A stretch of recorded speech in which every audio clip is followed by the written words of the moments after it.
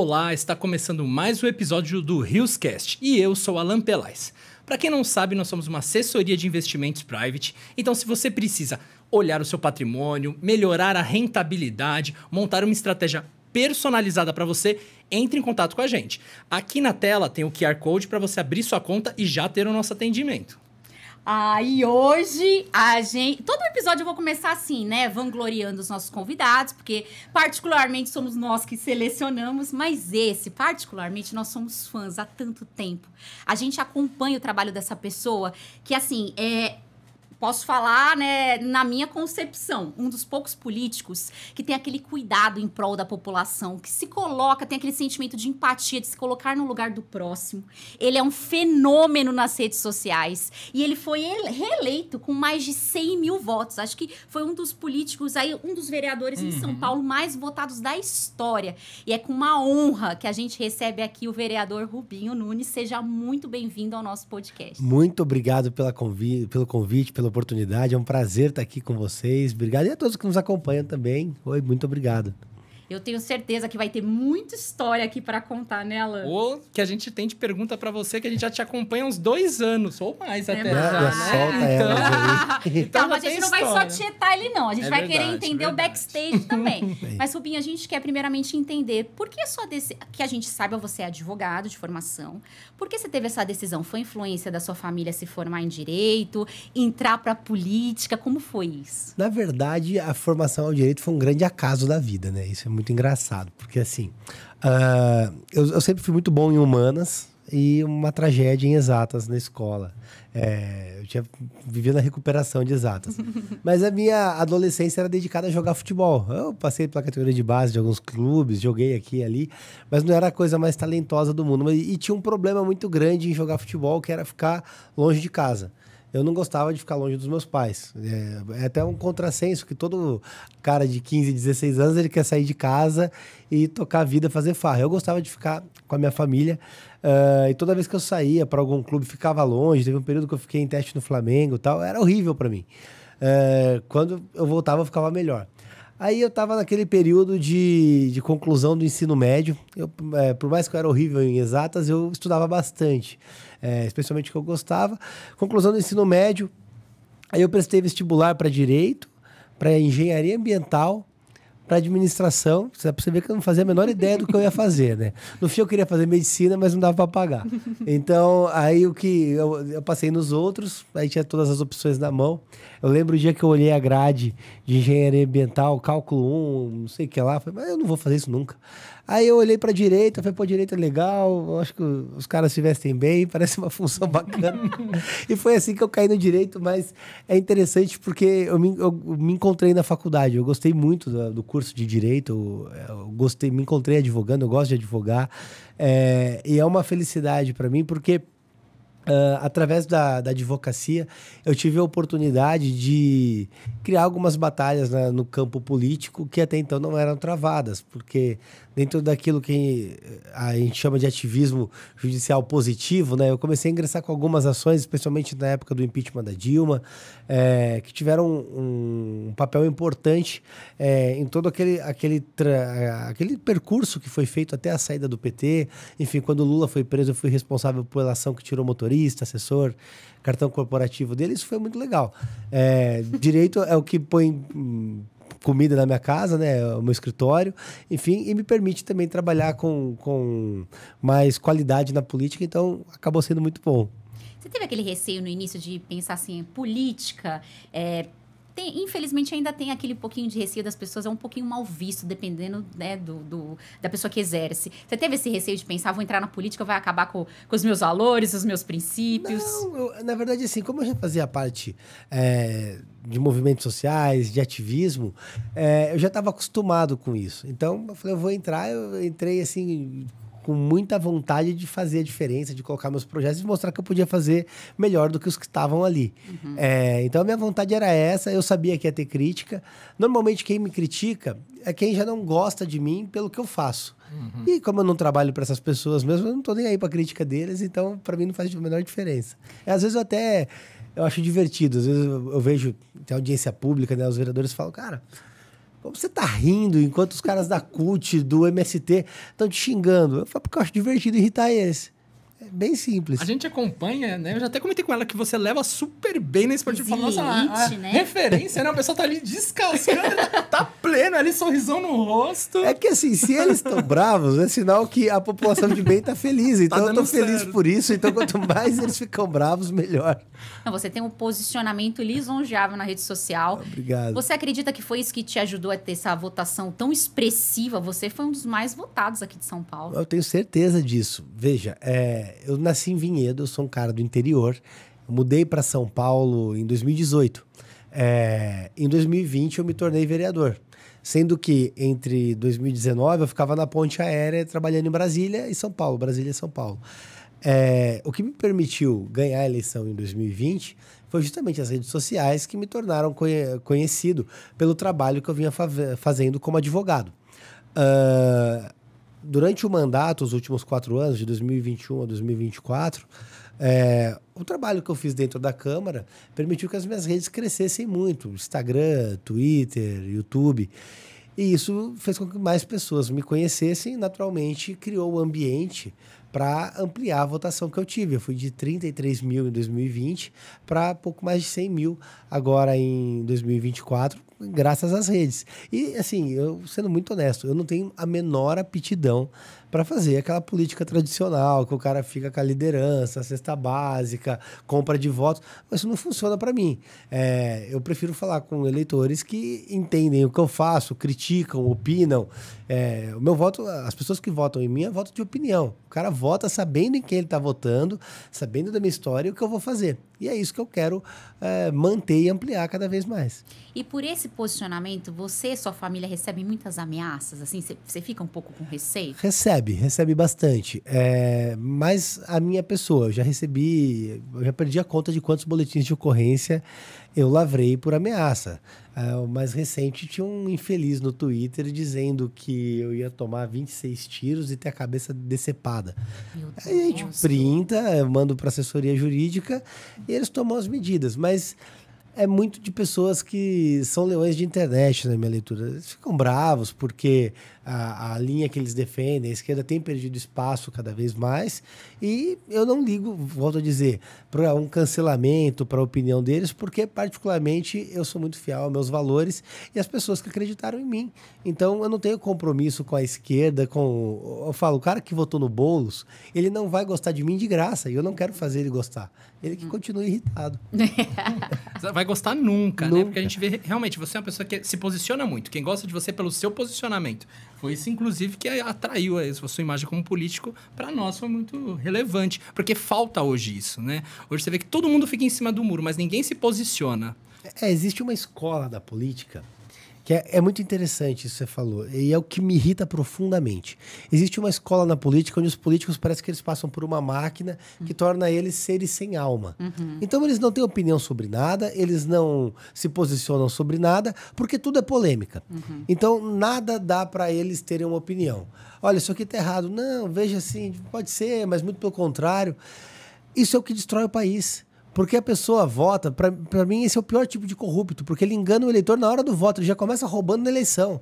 Porque o cara vai votar, ele não sabe em quem ele tá votando.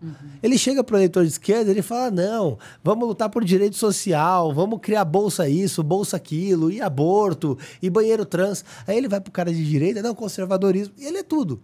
E no final do dia ele não é nada. Esse tipo de gente, eu acho que ele tem que ser cada vez mais extirpado, retirado da política. A gente precisa de parlamentares que tenham de membros do Poder Executivo, prefeito, governador, presidente, que tenha cada vez mais uma linha clara, uma linha firme, para que as pessoas saibam o que elas estão comprando na hora do voto. Eu acho incrível que a gente pega, por exemplo, os políticos tradicionais, eles têm o hábito, não, o Rubi, vou me colocar aqui, mas isso serve para todos os parlamentares eleitos pela rede. Ele está fazendo isso porque ele está vendendo para a rede social. É tudo de interesse. Veja, eu faço algo e comunico para o meu público como uma forma de prestar contas também. Eu presto contas em tempo real do meu mandato. Pelo meu Instagram, pelo meu YouTube, todo dia quem me segue está vendo o dia a dia do que está acontecendo. Podendo opinar, podendo criticar. E aí como eu tô expondo isso, só que como eu sou leal aos meus princípios, normalmente isso é positivo. Na grande maioria das vezes, as pessoas estão elogiando. Aí os políticos tradicionais, eles se sentem, de alguma maneira, prejudicados ou lesados por conta disso. Como se eu tivesse que fazer tudo por baixo dos panos, como eles fazem, e isso fosse correto, é um absurdo. Concordamos plenamente. Exatamente. A gente vê muito que você mostra o seu trabalho, né? Falta os políticos mostrarem. A gente não sabe o que está acontecendo nunca. No seu caso, a gente vai vendo os projetos, vai gostando e vai criando ali até uma satisfação. Você vê, tem alguém fazendo algo por nós. E quando não é bom, também eu tiro. Por Sim. exemplo, eu fiz um projeto, acho que foi em 2021, logo no primeiro ano de mandato. Teve um fato que aconteceu em São Paulo, no Jabaquara. Tinha um casal, e aí eu tava tendo em alta, não que tenha parado, mas estava no pico daqueles assaltos, onde o cara vai com uma bag fake e em dois numa moto e pratica o assalto. Enfim, foram assaltar um casal, o namorado cumpriu o papel dele e foi defender a namorada. Só que, infelizmente, o cara tirou a vida desse jovem. Não. Aquilo me tocou, eu vi aquele vídeo, eu falei, cara, não é possível que a gente não faça nada e que isso aconteça de maneira recorrente. Eu sou vereador, eu não tenho competência para legislar em matéria penal, infelizmente. Mas eu tenho formas de, talvez, resolver na cidade. Fiquei refletindo aquilo alguns dias, até que me ocorreu um meio de dificultar esses assaltos. Qual que seria o meio na minha concepção? Falei, esse cara vai roubar a moto, vai roubar a bag e ele vai assaltar. Porque normalmente as motos são roubadas também. E aí eu falei, vou criar uma lei que obriga a replicar a placa na bag e no capacete. Porque aí vai dificultar, então, que ele utilize a moto roubada no assalto. Essa era a lógica. E apresentei um projeto obrigando que replicasse a placa. Por mais que eu não goste de burocracia, ali me parecia uma exceção adequada. Coloquei na rede, anunciando o projeto que eu tinha apresentado. Comecei a ser criticado. Entre inúmeras críticas que eu recebi, um rapaz me mandou o seguinte, ele falou, olha, eu entendo o seu projeto, ele foi muito educado, mas você vai expor o trabalhador mais tempo a risco no primeiro assalto, porque além de roubarem a moto, vão roubar a mochila e vão roubar o capacete. E aí, na tensão do assalto, esse trabalhador pode perder a vida. Eu falei, cara, um puta argumento sensato que eu não tinha pensado, querendo ajudar o meu projeto, caso fosse aprovado, ia atrapalhar, eu tirei o projeto de tramitação de imediato, entendeu? E comuniquei à rede, olha, apresentei com esse intuito, vi que não era o melhor, veio esse comentário aqui que me corrigiu, eu tirei o projeto e tá tudo bem. É isso que eu acho bacana, porque o político tem o hábito também de não errar, né? Uhum. Então, ele só conta dos grandes feitos dele e não conta das caneladas que ele dá. Eu tenho a felicidade de, quando dou uma canelada, ser corrigido pelo meu público e ter a possibilidade de reconduzir a rota. Eu acho que é isso que falta, essa transparência, esse contato. É isso, é muito bom do público poder participar, você ouvir o público, né? E não ser perfeito, intocável. Exato. E assim, a cidade é muito grande. São 12 milhões de pessoas que a gente tem em São Paulo. A cidade tem dimensões muito grandes. Naturalmente, a gente não consegue estar em todo lugar ao mesmo tempo. Teve um projeto meu que ficou muito conhecido, que foi a CPI das ONGs. E eu não tirei aquilo da minha cabeça também. Eu não acordei um dia e falei, pô, vou investigar as ONGs. Eu tenho uma relação próxima com os consegues, eu tenho uma relação próxima com a população que mora no centro, a população de bem. E aí uma associação de moradores me procurou reclamando do trabalho das ONGs e dizendo que haviam desvios. Falando, olha, seria o caso de propor uma CPI, mas ninguém tem coragem de encampar. Eu falei, ninguém até agora, me traz. Me trouxeram, o texto estava de uma maneira mais amadora, então eu fiz umas correções para adequar a forma da Câmara e apresentei a CPI para investigar as ONGs. Isso veio da população. Porque, assim, o que eu estou querendo dizer?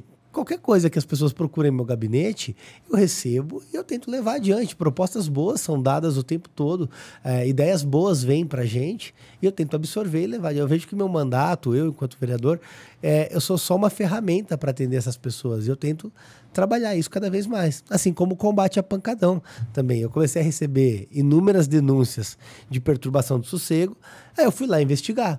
Indo investigar, eu descobri a forma como os bailes funk acontecem, quem está envolvido, e criei um modelo de ação para combater esses bailes que se mostrou muito exitoso. A gente precisa do Poder Executivo para ampliar ele, depende da boa vontade do Poder Executivo, mas a gente tem um modelo ali que já consegue levar paz para as pessoas na comunidade. Fantástico. Era disso mesmo que eu ia te perguntar, sobre os pancadões, né? Que a gente vê que você não só criou o projeto, mas você participa. Como que veio essa ideia de participar, estar lá na frente, dando a sua cara a tapa, correndo risco? Às vezes a gente vê você na madrugada lá, que a gente fala, parece assim, um Netflix. Se você ainda não acompanha ele, entra lá na rede social, ele coloca um colete. Aquilo é um colete à prova. Um colete. É que a polícia pediu que eu usasse. Nas primeiras eu fui sem e tal, até que teve um pequeno entreveiro no Jaguaré, soltaram os rojões, umas bombas, e aí os policiais falaram, olha, é melhor você usar porque você está ficando muito visado. Porque por conta disso, eu comecei a receber muitas ameaças, mas eu fiquei conhecido nas comunidades pelos organizadores dos bailes. Então, nas operações, quem faz o baile costuma me hostilizar muito, às vezes tenta agredir. Então, para que eu pudesse continuar participando, pediram que eu usasse o colete. Eu, particularmente, não gosto muito, mas eu entendo a necessidade e uso. Mas a minha participação, ela se dá... é óbvio, é um meio de fiscalizar, é importante, mas principalmente para levar legitimidade para os policiais que estão lá, para demonstrar apoio a eles. Porque a gente está num momento onde as forças policiais elas são questionadas o tempo todo pela classe política que deveria defendê-las. A gente tem ótimos policiais, os caras têm a coragem de estar lá na madrugada, no meio da comunidade, se pondo em risco para levar paz. Eu acho que o mínimo que eu posso fazer é acompanhar nas que são permitidas. O chato é o seguinte, a gente tem baile em todas as comunidades no final de semana da cidade. Eu só consegui em um. Então, eu vou, às vezes dá para fazer 2 numa noite, quando é perto. Mas eu acho legal estar junto para ver a dinâmica da operação, para ajudar o pessoal da subprefeitura que está realizando a apreensão, para conversar com o pessoal da Polícia Civil que presta um apoio importantíssimo para isso. Eu amo esse seu projeto, porque se você tem um bar, por exemplo, perto de onde eu moro, tem um bar próximo e é distante. Aquilo já acaba com a minha paz. Imagina quem mora na comunidade, trabalha o dia inteiro, chega moído, trabalha de fim de semana normalmente ainda e tem pancadão. Deve ser uma loucura, né? Não. Então isso é uma coisa que muda a vida da pessoa, ter essa tranquilidade, poder dormir, né? Mas muito, porque assim, as pessoas que moram na comunidade são trabalhadores. A grande maioria daquelas pessoas são pessoas honestas, que estão ali não porque elas querem, mas por uma condição que a vida impôs a elas. Elas trabalham em serviços normalmente pesados durante a semana, seja em serviços domésticos ou como pedreiro, enfim, normalmente são serviços braçais que exigem muito do corpo. Essas pessoas precisam ter o sono, elas precisam da recuperação. E mais, elas têm pouco tempo de lazer com a família. É no final de semana que o pai vai poder brincar com o filho, assistir um filme, e normalmente eles são impedidos por conta dessas festas clandestinas que acontecem. O crime organizado ameaça essas pessoas, eles não conseguem dormir, eles são ameaçados, e isso é tido pela classe política como se fosse a cultura da comunidade, o que é uma visão preconceituosa com os trabalhadores que moram nas favelas de São Paulo. Essas pessoas têm que ser respeitadas e, na minha leitura, o baile funk que acontece de maneira clandestina nas ruas das comunidades, o pancadão, ele é o atestado de falência do Estado. Porque o Estado simplesmente abandonou aquele local, entregou para o crime organizado e simplesmente esqueceu a existência daquelas pessoas. Só volta de 4 em 4 anos para pedir voto. Isso não pode acontecer. É importante que a gente crie meios para coibir isso de uma maneira bastante eficaz. Eu apresentei na Câmara um projeto de lei que ele proíbe paredão de som ligado em desconformidade nos bairros. Então o cara vai parar o carro e ligar um paredão de som, ele vai ter o carro apreendido. Tem os locais certos para isso. Quer fazer som automotivo? Vai em Interlagos, vai nos eventos de som automotivo e faça aquilo sem perturbar ninguém. No bairro, não. Aplica uma multa inicial de 50 mil para cada pessoa envolvida, o cara que liga o carro, mais o dono da adega. Se reincidir, dobra a multa e vai dobrando a multa até o fim da vida. Você vai reincidindo, vai dobrando.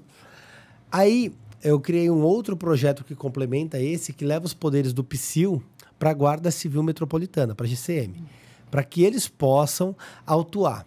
E aí, nesse projeto, eu transmito a operação delegada para a Polícia Militar. Porque, normalmente, quem faz as ações nas comunidades são os policiais militares. Então, assim, em operação delegada, os policiais militares, recebendo um plus no seu salário, vão poder autuar e coibir esses bailes. Na minha leitura, aplicando com perfeição esses 2 projetos e criando o que eu chamo de arena do funk, para que essas pessoas tenham uma arena isolada, para quem fazer o baile, vai lá, em local isolado, separado, a gente consegue, num espaço de 6 meses, acabar com os bailes na cidade de São Paulo. Depende só da prefeitura. Excepcional, hein? Nossa, maravilhoso, né? Ia mudar a vida de muita gente. E ainda é legal porque ainda você teve essa ideia da arena do funk. Essa ideia eu nunca nem tinha ouvido. Que não é só combater, você ainda criou ainda uma forma de direcionar para uma solução, né? Porque assim, aquelas pessoas que vão lá, Pô, tem um bando de vagabundo, tem traficante, tem de tudo. Mas tem gente que vai lá porque quer ouvir a música também. E a gente não pode esquecer que existem essas pessoas. E aí aqui não é discussão de gosto musical. Você quer ouvir funk, forró ou música clássica. O cara gosta daquilo, ele quer ouvir, ele vai num ambiente adequado, só para maiores de idade, com segurança, um ambiente que responda civil e criminalmente, caso aconteça algo de ruim naquele local. Isso leva segurança e resolve o problema de uma vez por todas. Inclusive aí o cara que tem um paredão de som, que quer tocar, vai tocar numa arena, longe de todo mundo. E deixa a comunidade dormir em paz. Ótimo, agrada todo mundo, né? Gregos e troianos. Exato. Agora, mudando de pauta, né? Nós vimos que você se uniu com o Pablo Marçal. E a gente já gosta muito do Pablo Marçal, eu já acompanho ele, já fui em eventos de coaching dele. Eu acredito que foi a união perfeita. Quando eu vi que aconteceu, eu falei, nossa, é impossível ter uma união que case tão boa quanto essa. De onde veio essa ideia? Como é que vocês, né, surgiu essa empreitada de se unirem? Na verdade, assim como você, eu já acompanho o Pablo há muito tempo. Eu gosto muito da história dele, eu acho que ele contribui para muitas pessoas melhorarem de vida. De um jeito ou de outro, ele faz com que as pessoas consigam enxergar a própria realidade de uma maneira diferente. E eu via legitimidade na campanha dele porque ele defendia as pautas que eu defendo. Eu via ele ali brigando com o sistema sozinho e eu me vi identificado no que ele fazia. Eu vi muita proximidade. Não tinha outro lugar para eu estar que não do lado dele naquele momento.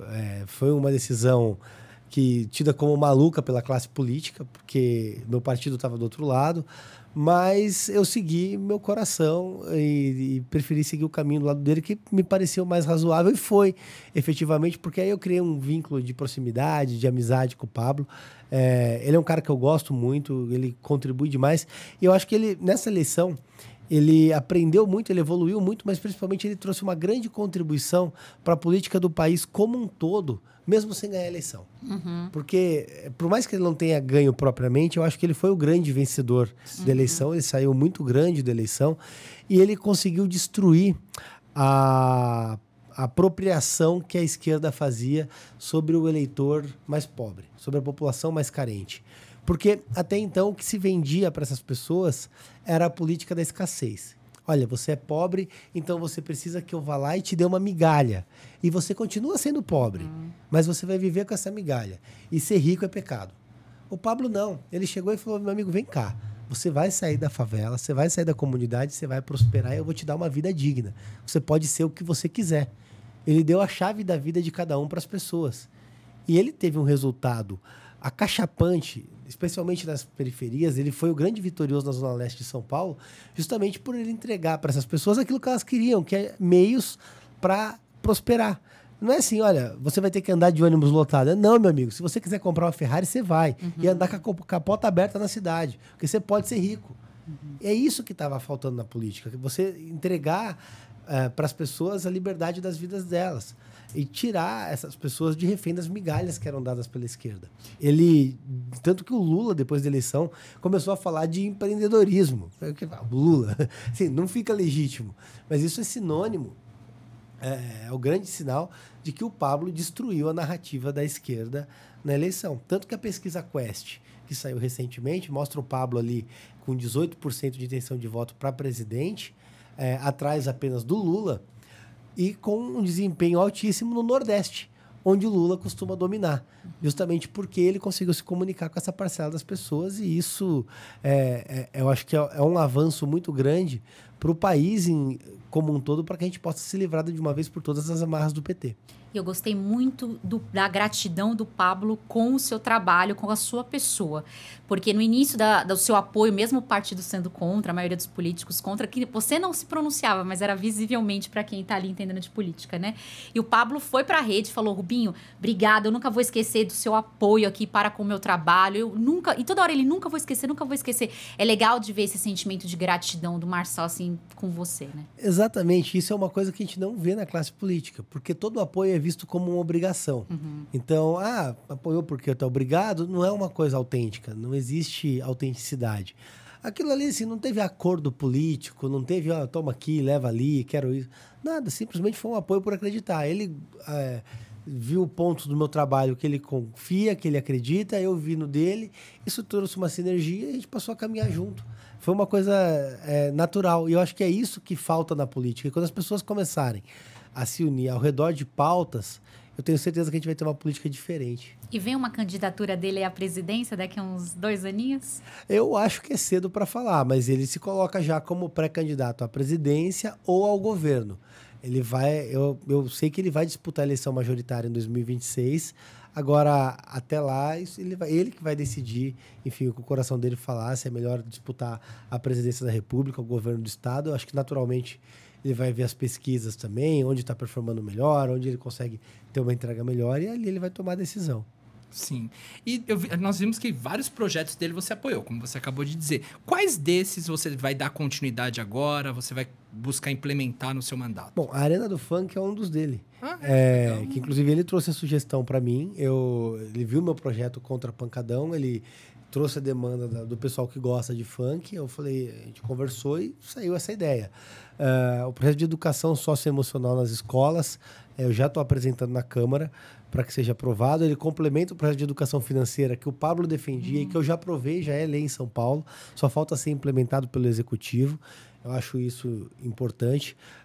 A modernização do sistema de segurança da cidade de São Paulo, inclusive com a utilização de drones, é uma proposta que ele trouxe, que acabou até sendo ridicularizada por alguns setores da imprensa, mas que no aspecto de estratégia, de inteligência da polícia, é extremamente necessário.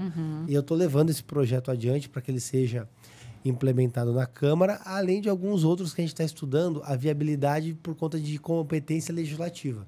Se eu tiver autonomia e competência para apresentar o projeto, eu vou levar adiante. Inclusive, o projeto que ele tinha do prédio de 1 quilômetro já se tornou realidade pela minha atuação. À frente do plano diretor, a Zeus não tem limite de gabarito na cidade. A questão é que a gente fica limitado pelo Conair. Mas em alguns pontos da cidade já há meios, é bastante difícil, mas há meios para que a gente consiga construir grandes prédios. Aí, pessoal, notícias boas, então não fiquem tristes, ele não entrou momentaneamente, mas aqui o Rubinho vai dar sequência aí, grandes projetos, eu tenho certeza que ele vai contribuir muito aí para que a gente dê esse turnover, porque a gente precisa dessa mudança na política, né? Com certeza. A gente vê uma luz no fim do túnel, né? Que a gente vem de muitos cenários e acontecimentos ruins, quando a gente vê atitudes como a sua, do Pablo, a gente volta até a se emocionar com a política, comprar as ideias da política novamente, acreditar. Não, e a gente viveu isso, eu digo por nós dois, né? A gente acompanhou vocês na campanha, quando você se uniu com ele, correndo junto com ele, aquela maratona que ele inventou de última... E você com o cabelo em pé lá, e a gente dando risada. Parecia que a gente estava vivendo aquilo com vocês. Então, pela primeira vez, acredito o meu ponto de vista que acompanha a política há muito tempo. Na história, a população estava ali com vocês, a gente passou aquilo com vocês por live, ao vivo, e aí derrubava a rede dele, e a gente tentando, meu Deus, e agora? Como é que vai ser? E você lá, não, gente, apoia. Quando ele não ganhou, a gente ficou muito triste. Mas a gente viu esse avanço pela primeira vez de uma pessoa que estava com irrisórios por porcentagem, por ele ser novo, teoricamente, na política. E como ele fechou, foi lindo, já assim. foi uma vitória. Né? E quando a gente viu você pegando seu carro e buzinando, gritando que ganhou, foi histórica a votação, a gente parecia que estava ali com você. Então, foi incrível essas eleições, né? Não, Foi muito emocionante. Obrigado, inclusive, por tudo. Mas foi assim, foi legal viver tudo isso. Foi uma montanha-russa essa eleição. Mas o Pablo proporcionou isso, tanto que a gente teve a eleição mais apertada da história da cidade. Sim. O que, na minha leitura, é mais um sintoma do que está acontecendo agora, que é o que eu sou otimista. A gente está numa mudança de geração política. A gente vê que as figuras tradicionais, elas estão começando a deixar o cenário político e surgindo novos players em todo o cenário, não só em São Paulo, no país como um todo. Eu acho que essas novas gerações, as pessoas que estão entrando na política agora, de alguma maneira vão conviver pelos próximos 30, 40 anos. Isso pode ter uma diferença positiva muito grande para a população. É a nossa fé, né? Exatamente. Aproveitando que você falou da parte de educação financeira nas escolas, para a gente, quando a gente ficou sabendo que ia ter esse projeto, a gente tem um escritório de assessoria de investimentos. A gente vive a vida da consultoria financeira, do controle financeiro, da educação financeira no dia a dia. A gente ficou em êxtase quando a gente ficou sabendo que isso ia para a escola. Porque a gente vê que no mundo todo isso já foi implementado. Europa, Estados Unidos, há décadas. Como que você vai implementar isso nas escolas? Como vai funcionar esse projeto? Cara, é mais simples do que se imagina. Tanto que em Cajamar já é realidade. o Danilo Joan, que é o prefeito de Cajamar, ele implementou educação financeira e educação socioemocional já no ensino de base, na creche, na pré-escola e no ensino fundamental. Inclusive, ele criou também a privatização dessas escolas através de OS, tanto que tem pais que tiram os alunos da rede privada e colocam na rede pública porque a qualidade de ensino é igual ou melhor. O que a gente precisa em São Paulo é o seguinte: primeiro, redefinir a grade curricular, então o secretário de Educação com o mínimo de vontade para incluir isso no currículo, ou então, pelo menos, aderir ao meu projeto que garante essas aulas no contraturno. E aí você consegue fazer parcerias com associações, com pessoas ligadas ao mercado financeiro, para ministrar esses cursos para os alunos. São cursos básicos para que os alunos tenham noção do valor do dinheiro, de como ganhar, principalmente como poupar, como investir, como criar um planejamento financeiro, que é o que não existe hoje no país. A cultura do brasileiro... Veja, o brasileiro é muito trabalhador. O cara dá um jeito de ganhar dinheiro. Ele vai lá, ele vai limpar a caixa d'água, ele vai pintar parede, ele vai vender alguma coisa. No final do dia, ele vai fazer o dinheiro entrar. A questão é que ele não sabe fazer o dinheiro girar. E esse é o problema. O dinheiro entra, com a mesma velocidade que entra, ele sai. Não importa se são pessoas que ganham R$1.000 por mês ou 100 mil. Naturalmente, quando a gente coloca isso na cabeça das pessoas, o risco de um financiamento, como é ruim você antecipar seu sonho, comprar o carro e ficar com o carnê pagando 3 vezes mais. Esse tipo de coisa, saber dosar se vale a pena você comprar ou alugar seu imóvel, ou investir o valor, enfim. Isso você consegue colocar desde criancinha. São noções básicas que são criadas. Você tem um filho, você consegue ir criando na sua casa. Vocês teriam essa facilidade por serem do meio, mas as pessoas não têm. Então, esse tipo de projeto, quando você coloca uma pessoa como vocês, por exemplo, para falar com 30 crianças uma vez por semana, você impacta a vida dessas 30 crianças de uma maneira absurda. Basta que a prefeitura implemente o projeto e realize essas parcerias. Eu já tenho diversos setores que têm interesse, inclusive, em ministrar essas aulas. Alguns que querem doar livros, enfim. Conte conosco, viu? Exato. A gente já se predispõe, Aí, né? tá vendo? Eu falo, tem sempre gente querendo ajudar. Eu lembro que o Thiago Nigro, ele fez um livro, O Priminho e a Turma da Mônica. E eu tentei que a prefeitura comprasse esse livro, eu ia pagar com as minhas emendas, para disponibilizar nas bibliotecas das escolas, porque é um jeito de fazer com que as crianças se interessem. Tem a historinha de gibi, ela é legal e ali vem noções positivas de investimento, enfim, de administração financeira. Mas, infelizmente, não foi implementado. Por isso que eu me vali da lei para tornar isso realidade e agora eu acredito que vai existir na nossa cidade. Isso vai ser muito importante, vai mudar as futuras gerações mesmo. A gente vê isso no dia a dia. É aquilo que você falou, a gente faz consultoria financeira, às vezes, de pessoas com renda de 30, 50 mil, endividadas. Às vezes 100 mil. Né? Nossa, já peguei cada caso que você conta, as pessoas não acreditam, mas quem vive aquilo vê o absurdo que se torna a vida das pessoas. O cara pode ganhar 100 mil por mês. Se ele tiver uma vida de 120, não fecha a conta. Falta aquela conscientização financeira que deveria ter sido... criada na infância, lá na escola, algo que ele nunca viu, em casa não se fala, os pais não têm o hábito, então ele cresce nesse meio. Aí ele tem uma condição de vida melhor, ele acaba gastando de uma forma desenfreada, achando que pode consumir tudo que ele tem e o que não tem para manter um padrão que ele não tem. Parece aquela fala do Gustavo Lima, virou um meme, rodou, que ele fala assim, eu não quero saber quanto custa, eu quero saber se eu pago a parcela. É isso. nem me fale, eu vivo atrás de resolver essas parcelas aí do Gustavo Lima. Assim, é isso que não pode, entendeu? Assim, veja, se você tiver um mínimo de paciência, você troca o financiamento por um consórcio, por exemplo. Entendeu? É uma coisa básica, assim. A gente fala muito disso, fizemos vídeos disso explicando como funciona, que não é um bicho de 7 cabeças, são as pessoas que não conhecem. Exato. Né? Mas é isso que eu acho engraçado. Eu acho que sempre se você puder comprar sem se endividar, é o melhor caminho. Mas se você quer, de alguma maneira, precisa... Tem opções que você pode pagar menos. É só você não escolher o caminho mais curto. Exatamente. É o que a gente fala. Concordo. Aproveitando agora para falar do sistema de ensino brasileiro, que esse é um tema que, para nós, a gente treme quando fala, né? A gente viu esses dias um vídeo no seu Instagram de uma candidata do PSOL subindo na mesa, dançando e mostrando as partes íntimas, né? Quando eu vi o vídeo, eu pensei que era uma mulher. E eu pensei assim, acabou com toda a classe feminina. Acabou, assim, com todo o respeito. Mas se vocês virem o vídeo, vocês vão se sentir envergonhadas, alheias. Só que aí depois a gente viu que era uma outra tipo, enfim, de situação. Mas aí a gente ficou... O que está acontecendo? E era dentro de uma universidade federal. A gente ficou em choque. Pois é. E a gente tem medo do que será daqui pra frente. Porque a gente respeita, deixando bem claro aqui, a gente não tem nenhum viés decretado. Mas a gente tem receio porque a gente tem um filho. O Rubinho tem filhos. Somos de famílias mais tradicionais conservadoras. E pra nós, na nossa concepção, tem um banheiro que se divide com crianças de 2 sexos que ainda são ingênuas. Tem aquela, né, são crianças. Como é que se implementa uma coisa dessa numa escola? É que assim, a esquerda hoje, ela tá preocupada em banheiro, travesti e aborto. É isso. A esquerda se resume a essas pautas.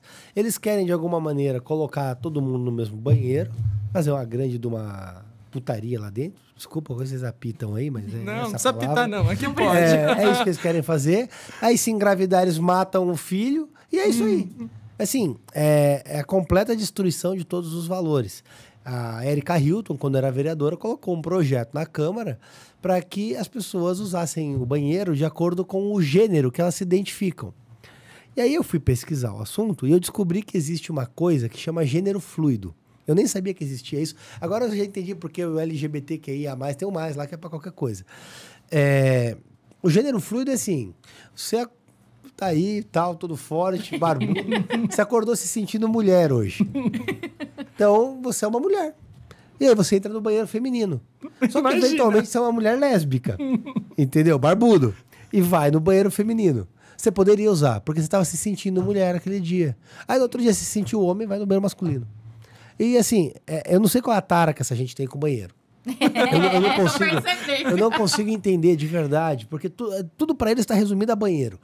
Pô, o problema é esse, cria um terceiro banheiro, então. Ó, masculino vai homem, feminino vai mulher, biologicamente homem e mulher, terceiro.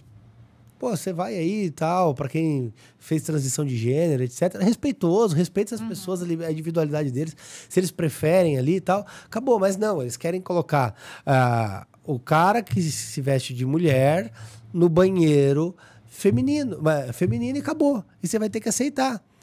Só que tem casos, por exemplo, um caso nos Estados Unidos, de uma menina, eu não me lembro se tinha 9 ou 11 anos, mas por aí, ela foi violentada por uma mulher trans dentro do banheiro feminino. Então, qual a segurança? Eles querem impor isso na escola, porque o ataque que é feito por eles começa na escola. Então, você vai pegar, aí você põe seu filho na escola, tem lá 8 anos, aí vai estar seu filho... Aí vai estar a sua filha no mesmo banheiro e o professor trans também. Que pode ser uma mulher trans, um homem trans, para o povo entender. Mulher trans é quem nasceu homem e virou mulher. E homem trans é o contrário, nasceu mulher e virou homem. Pô, e todo mundo lá dentro. Como cria, né, um filho nesse ambiente? Como a gente que é adulto Porque já ia se sentir leitura, incomodado. assim, Imagina a criança. Eu crio meu filho para ele respeitar as pessoas. Exato. Ponto. Respeite as pessoas. Agora, você não vai criar a criança para ela estar com uma... Enfim, é estranho, com uma mulher fazendo xixi em pé no banheiro. É esquisito. É que ela respeite as crianças e seja respeitado, Exato. né? Só onde que a criança está sendo respeitada. Assim, dá saudade daquela esquerda que brigava por luta de classes. Sim. Entendeu? Porque agora o negócio deles, assim, é banheiro, é aborto, assim, e aí eles têm uma paixão com o aborto que é absurda. Eles querem matar a criança de 9 meses no ventre da mãe. Porque não basta isso tudo, eles querem transformar a mãe em assassina. Assim, é absurdo. Aí vem a pauta, eles tratam como direito da mulher. Só que assim, se fosse um corpo só, então o aborto seria amputação. Sim. É esquisito a própria linha argumentativa deles. E eles trabalham por flancos, né? Então, agora você pode até 3 meses, vai até 6, daqui a pouco até 9. Eu acho isso assim, eu tenho filho, eu acho isso completo um absurdo. Eu vejo as pessoas defendendo, eu falo, cara, espera ter um filho para mudar de opinião. Exatamente, né? Quando você vive isso na pele, você sabe como é que é. A gente vê que é uma mudança de ideais, né? Parece que o que era certo hoje é errado, o que é errado é certo. A gente tem que conviver, respeitar e Você sabe que criar os filhos meio Eu já conversei com alguns parlamentares de esquerda antigos, né? Eu não vou falar o nome para não expor. Aí eu virei, o cara é um senhor, tal. Sabe aquele tiozão que faz piada em churrasco? Sim. Então, aí Eu falei, pô, essas pautas identitárias aí que vocês ficam defendendo, você não parece defender nada. Ele falou, Rubinho, meu negócio é luta de classes. Essas, eu não vou usar o adjetivo que ele usou, senão vão me cancelar. É que esse povo do PSOL aí. Foi assim que ele se colocou. E assim, mas essa pauta é imposta de tal maneira que todos eles têm que comprar. E aí passou a se resumir isso. E educação Paulo Freireana, seja o que você bem entender, como você quiser. Se você acordar e falar que sou uma pedra, você vai virar uma pedra. Ah, mas aquele vídeo de subir na mesa e falar que vai educar eu falei as partes íntimas. Não, assim, é uma professora. Qual a sua sensação quando você viu esse vídeo? Assim, eu fiquei horrorizado. Eu achei realmente que era uma festa. Uma balada, né? Eu nunca nem vi isso na sua vida. Eu olhei. Porque assim, pô, é uma sala de aula, a professora sobe à mesa, aí ela fica de cócoras e começa a rebolar. Aí a professora é uma mulher trans, enfim, e ela falou que queria educar com aquelas partes.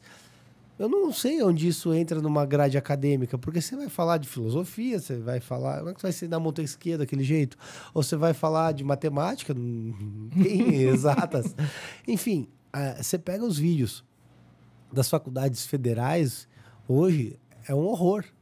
Eu vou ser bem sincero, eu não deixaria meu filho fazer uma federal de jeito nenhum, tem que me virar para pagar. Porque pelo menos você consegue direcionar minimamente. As federais hoje, elas se tornaram um antro. Cara, e assim, meu filho tem 4 anos, então daqui 14, quando ele tiver a idade, eu tenho certeza que vai estar pior se nada for feito. Meu Deus. Exatamente. Né? Na minha opinião, isso é quase um crime. Isso no Brasil é aceito, mas se fosse em qualquer outro país, se acontecesse isso, Europa, Estados Unidos, aquilo ia ser, né, tratado como uma atitude criminosa, eu vi praticamente. Um vídeo, eu não sei se a gente postou ou não, que eu até mandei para ele, do refeitório da USP, aqui em São Paulo. Pô, parecia um hospício. Lembra do vídeo, Bruno? Parecia um hospício. Você olha o negócio e fala, cara... Tipo, tem um cara com uma melancia na cabeça. Aí tinha um outro que parecia uma camisa de... Assim, é um horror. Parece uma cena do Arkham no filme do Batman. É a USP. E são os futuros profissionais do Brasil, né? É isso que dá um medinho, né? Mas, enfim. Exatamente. Imagina passar por um médico. Pensei nisso. E o que você acha do que a gente tem vivenciado na atual presidência do Brasil? E o que a gente ainda tem por esperar aí pelos próximos anos? Bom, a gente tá um dia depois aqui. do pior pacote já visto na história que o Haddad anunciou ontem. E o maior dólar histórico, né? R$6. R$6. Pois é, o dólar e a gasolina disputando para ver quem chega a 10 primeiro. Corrida. A questão é a seguinte, a melhor política que o Lula e o Haddad poderiam fazer pro país era o silêncio. Porque se eles ficassem quietos, o país ia ficar estagnado e ia ser melhor do que o declínio que eles estão impondo com a política que eles têm feito. O pacote apresentado pelo Haddad é um pacote populista. Só que os juros que rolou de ontem para hoje já cobre o lucro que eles teriam. Porque na prática o que eles estão fazendo? Eles criaram uma pequena faixa de isenção, criaram novos impostos e passaram a taxar quem ganha mais de 50 mil. Aquele papo de taxar o mais rico, um Robin Hood. Pô, a galera que ganha mais de 50 mil e entende de gestão vai tirar o dinheiro do país. É simples. Não vou pagar esse imposto. Um abraço. Eu conheço gente que tirou o domicílio fiscal daqui, tá morando no Paraguai, tá morando em Portugal, que tem alta carga tributária, mas é melhor que aqui. E é só abrir uma conta fora do país. Exato. Você tira a gestão e toca. O cara não.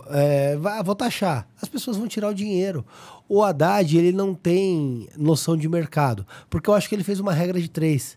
Ele falou, eu vou isentar aqui até 5 mil, vou taxar acima de 50, que são tantas pessoas que aproximadamente ganham, então vai dar um superávit de tanto. Acabou. Pô, não. Ele está esquecendo que as pessoas vão tirar o dinheiro, ele esquece as variáveis que estão atreladas àquilo, as noções básicas. O que ele fez é uma tragédia. Eu espero que o Congresso Nacional não aprove isso. Porque se for aprovado, vão sacramentar a falência do Brasil. É isso que eles estão fazendo. Se a política, essa gestão Lula continuar desse jeito, no seu ponto de vista político, ele sofre um risco de ter um impeachment? Ou você acha que na gestão dele não há a menor probabilidade disso? Eu adoraria que houvesse o impeachment do Lula, mas eu acho muito difícil. Bem que agora o Haddad quer tributar até animal de estimação, né? Tem um projeto lá que vai tributar pet. Ele vai criar uma taxa para você ter pet na sua casa e o imposto varia de acordo com a raça. Então, vira-latinha você paga menos, no Lula Pomerânia você paga mais. É incrível. Não sei se vai ter variação para gato também, enfim, daqui a pouco você vai ter que trocar o cachorro por porco, porque no projeto o animal do agro não é taxado. Aí você tira seu cachorro e põe um cabrito na sala. É cada absurdo. É um absurdo o que está acontecendo agora. No fim do dia, não tem noção nenhuma, não tem política, não tem estratégia, não tem planejamento, não tem segurança. Tanto é que o Morgan Stanley rebaixou o risco Brasil e deu o crédito para o México. Pelo menos o benefício da dúvida. Ele levou os investimentos para as ações mexicanas. É isso. Nós que estamos no mercado econômico, no financeiro, a gente está sofrendo isso essa insegurança dos investidores, a insegurança dos outros países para conosco, e a gente acompanha isso à risca. Por isso que a gente se preocupa nos próximos 2 anos como será essa gestão Lula pro país, né? Exato, a gente vinha de um superávit na Bolsa de Valores com a entrada de investimento estrangeiro. Agora, no último período, começou uma saída absurda, porque ninguém mais está comprando a ideia do Brasil, o risco Como não do Brasil. tem segurança, ninguém traz recurso. Daqui a pouco a gente tem recurso daqui para a Argentina. Exato, não adianta pagar Inclusive, 12, a Argentina está de melhorando. A projeção ali é de um crescimento da Argentina de 8%, enquanto o Brasil está com aproximadamente 1%. Veja, a gente está tomando um vareio de um país que estava 100 anos atrás, pelo menos no aspecto financeiro. O cenário que eu vejo é de piora, porque nos próximos 2 anos, o que o Lula vai fazer? Ele vai tentar segurar a inflação de algum jeito, não vai conseguir, vai aumentar. Os commodities vão ficar mais caros, enfim, o cenário vai ficar ruim no país. E no meio disso tudo, ele vai criar políticas populistas para tentar garantir a eleição. Então, ele vai aumentar o nosso custo através de impostos para criar o ambiente para ele fazer populismo eleitoral, tentar se viabilizar ou viabilizar o sucessor, e a gente vai ficar com a fatura. E quem ganhar a eleição de direita vai ficar com uma bomba para desarmar. Igual o Temer teve que desarmar a bomba, o Bolsonaro acabou de desarmar e o Lula veio e armou de novo. Por anos, né? Essa conta será por anos. É o que eu falo muito com ela, não é um governo. Do jeito que a coisa tá indo, vão ser 3 mandatos para arrumar o rombo de olho. Os feitos em 2 anos de Temer e 4 de Bolsonaro, mesmo com pandemia, mesmo com guerra, foram destruídos em meses na gestão Lula. É devastador o impacto que eles fazem no país. É assustador. Né? Você tem receio agora, assim, ficamos felizes com a eleição do Trump, até para o mundo, enfim, né? Não só para os Estados Unidos, mas em relação a esse vínculo, como será essa relação com o Lula, depois dessa vergonha nacional a qual vivenciamos da primeira-dama, dançar funk até o chão e falar palavrões, que eu me sinto envergonhada por tudo, por ser mulher, por ver um posicionamento de uma mulher que levanta tanta bandeira de que existe machismo dentro do plenário, mas essa é uma atitude a qual ela deveria ter, concordo que não, né? Olha, eu vejo o Trump como um profissional. E ele não deve ter o Lula como um inimigo. O Trump deve ver o Lula como um adversário.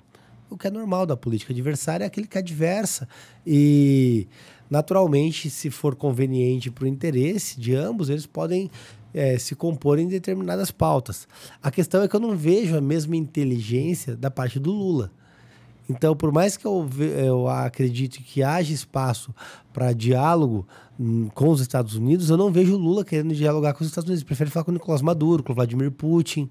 Ele prefere estar aliado do que há de pior no mundo. Ele prefere conversar com a Coreia do Norte, com o Irã, enfim, falar com o terrorista. Então, eu acho que a gente vai ter 2 anos complicados em termos de relacionamento Brasil-Estados Unidos por conta do Lula. Salve-se quem puder. O que a gente imagina também, né? A coisa aqui tá muito drástica, muito fora do...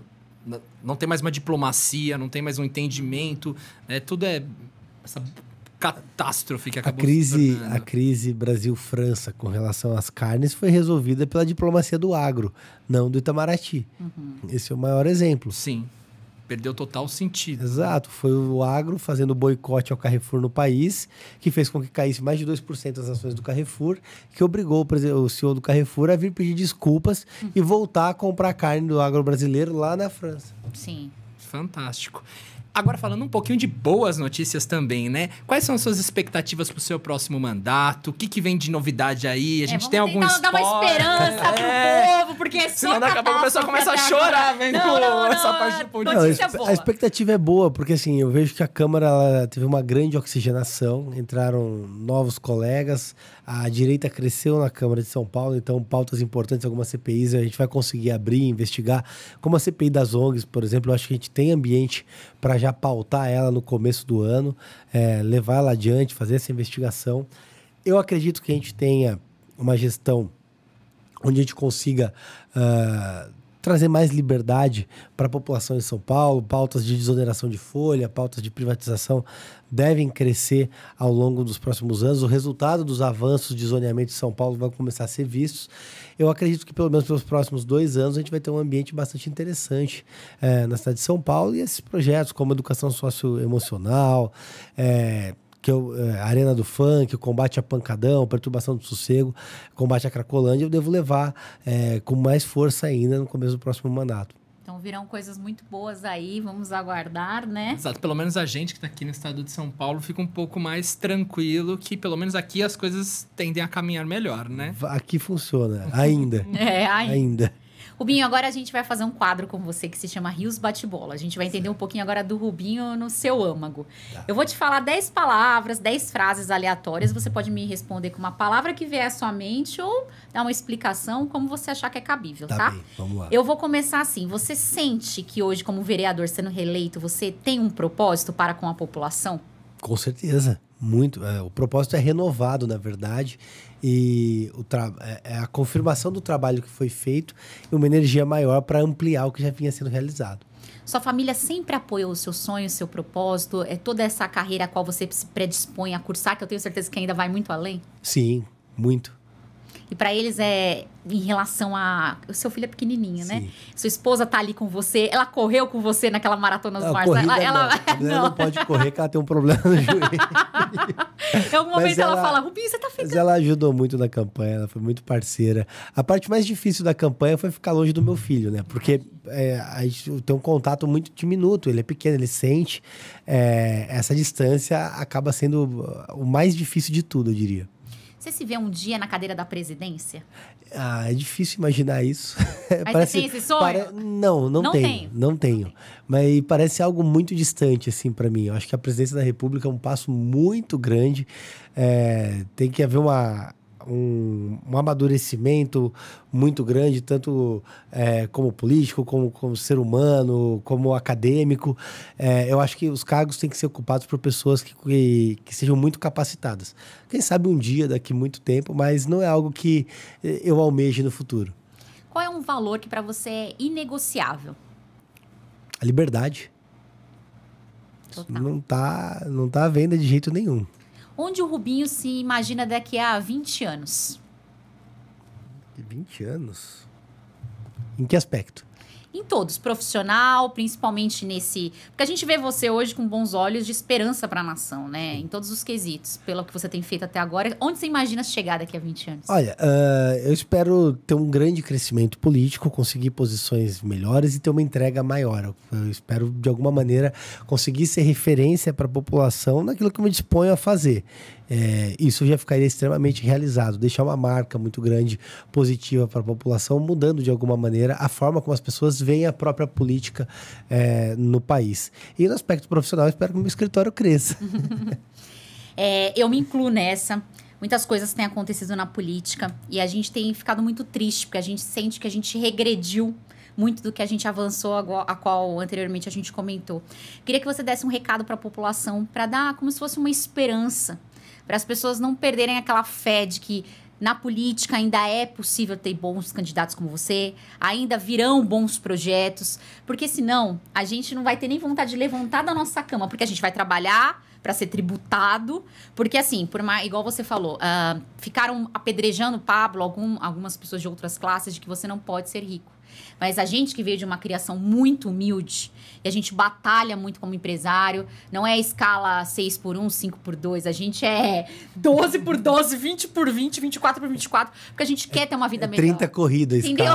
Se eu respirar, se eu te falar quantas horas eu dormi noite passada, e eu tenho orgulho do que eu conquistei, eu quero chegar muito além. Mas eu queria que você passasse esse bom ânimo para a população não desistir, né?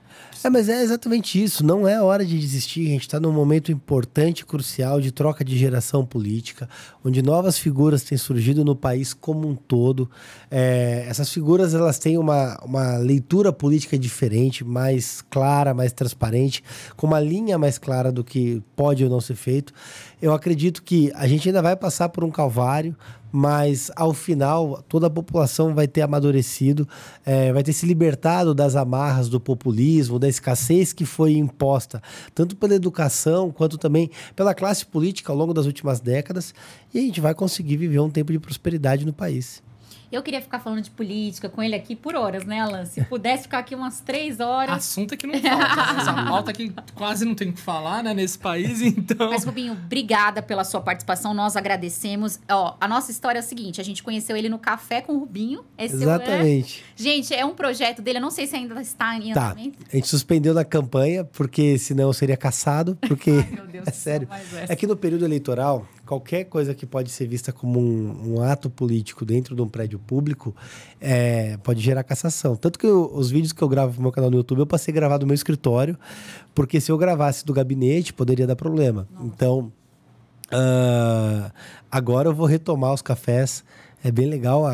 Semanalmente a gente recebe as pessoas para conversar, ouvir. Enfim, foi um prazer, inclusive, ter recebido vocês lá. E o café tá aberto. A gente vai voltar. Eu quero ver vocês de novo. Com certeza, será um prazer, gente. Ele deixa o link no Instagram dele. Cliquem lá. Se candidatem assim. Eles são muito acessíveis, eles são muito receptivos. Receberam a gente super bem. Uma troca de conhecimento e a gente levar o que nós, população, passamos no nosso dia a dia. Porque eu tenho certeza que falta muito disso, das pessoas lá dentro desse poder ouvir a nossa dor, o nosso dia a dia, ter esse sentimento de empatia. Então, foi o que deslumbrou pra gente fazer campanha Rubinho, né? Exatamente. Eleições aí de 2024. É uma oportunidade de ter um contato direto com aquilo que a gente vê como muito distante. Então, você ter aquilo próximo, poder desabafar, contar o que você tá sentindo, sofrendo, passando por dificuldades e ter o amparo que o Rubinho dá realmente, né, full time de coração. Então deu certo, ele conseguiu, depois dessa eleição estrondosa, que foi sucesso, ele conseguiu vir aqui nos prestigiar e nós agradecemos esse carinho, essa atenção, para não só conosco, em nome da população, pelo seu trabalho excepcional. E eu tenho certeza que esse negócio da presidência ainda não está na visão dele, mas quem sabe um dia, né? A gente vai falar, a gente pode sonhar, né, com isso, então... O que for um projeto de Deus, eu sou grato. Opa, tanto... Mas obrigada, espero que você volte muito mais vezes, porque para nós aqui foi uma honra te entrevistar, viu? Obrigado. Para mim, a honra foi toda minha. Eu que agradeço pelo apoio, pelo carinho, pela oportunidade de estar aqui também, a todos que nos acompanham. É sempre um prazer. Eu estou sempre à disposição. Muito obrigado mesmo. Quer deixar suas redes sociais? Ah, sim. Eu sempre esqueço disso e aí depois ele reclama comigo. É verdade. Vocês não sabem, depois eu tomo uns esporros lá. Você não falou da rede. A equipe dele pega no pé. Pega no pé. Gente, ó, @rubinhonunes.sp em todas as redes. YouTube, Twitter, TikTok, Facebook, Kawaii. Esqueci de alguma? É isso aí. Gente, sigam ele que vocês vão... Assim, é uma maneira de entender de política didática. Então não é aquela coisa maçante, mais do mesmo. Então tenho certeza que eles vão gostar muito em casa, né? Ah, sim, é fantástico. Você se diverte, vê o que tá acontecendo. É tudo lá dentro. A rede social do Rubinho é fantástica. Gente, pra você que ficou até aqui, o meu muito obrigada. Compartilha já esse vídeo aí com todo mundo, que eu tenho certeza que vão adorar esse candidato excepcional. Já dá seu like, já se inscreve no canal pra vocês não perderem mais esse tipo de conteúdo. Até semana que vem, se Deus quiser. Um grande beijo e até mais. Um abraço.